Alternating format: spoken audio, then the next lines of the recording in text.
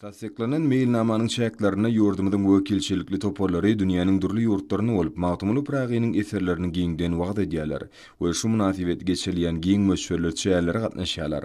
Şu ýylyň 4-nji 9-njy dekabr aralygynda ýurdumyzyň ilm, bilim we medeniýet ulgamynyň wekillerinden düzülen topar Germaniýa Federasiýa Respublikasyna dörjülük saparyny bollar.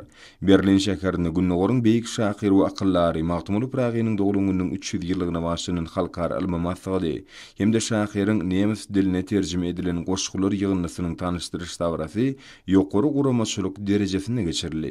Bu ýerde guralan dawaranyň çäklerine giň möçberli sergi ýagnanyrly. Dawaranyň dowamyny Magtymyly Pragynyň milli we dünýä edebiýatyny iýleýän orny, şahyryň dörjülük mirasynyň ilmi esasy öwrenişi we türkmen hem de nemis alymlarynyň bu ugrda bilelikde ýerine ýetiren işleriň netijeleri bardy giň işleýän maglumatlar berildi. Dawarada edilen çykyşlarda ýurdumyzda ilmi, medeni diplomatiýanyň kemme taraplaryň ösürilmegi ugruna ýyzgiderli alady diýen gahrman arkadamyda we arkadagy gahrman ferdarmyda tüýsürekden çykýan hoşalyk sözleri beýan edildi. Türkmenistanyň Hindistan Respublikasynyň ilçihanasynyň guramagyny Hindistan Merkezi Aziýa gadnasynyň ýakyndan ýardam bermegine Magtymyly Prag we Günnogoryň ruhy medeni dünýäsi ady bilen geçirilen giň möçberli ilmi medeni maslahatda Günnogoryň beýik akyllar şahyry Magtymyly Pragynyň hindi diline terjime edilen goşgular ýygynysynyň tanyşdyryş dawarasy tolgundyryjy pursatlary baý boldy.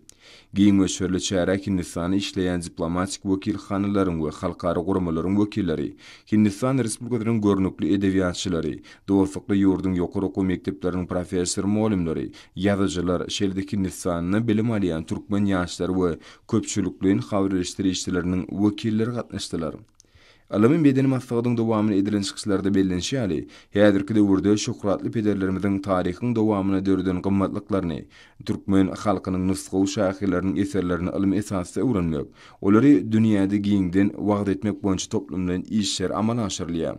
Türkmen edebiýatynyň naýbaş wekilleriniň biriniň eserini başlanyp Hindistana geçirilen medeni köpçülikliň şäheri Belent ruhy we senen aýdym sağlaşyklaryny ötgördi. Dawaranyň dowamyna türkmen halkynyň amal haşam sunmagyna değişli gymmatlyklaryň sergisi, ajaýyp kitaplary dawara gatnaşyklary uly gyzyklanma bildirildi.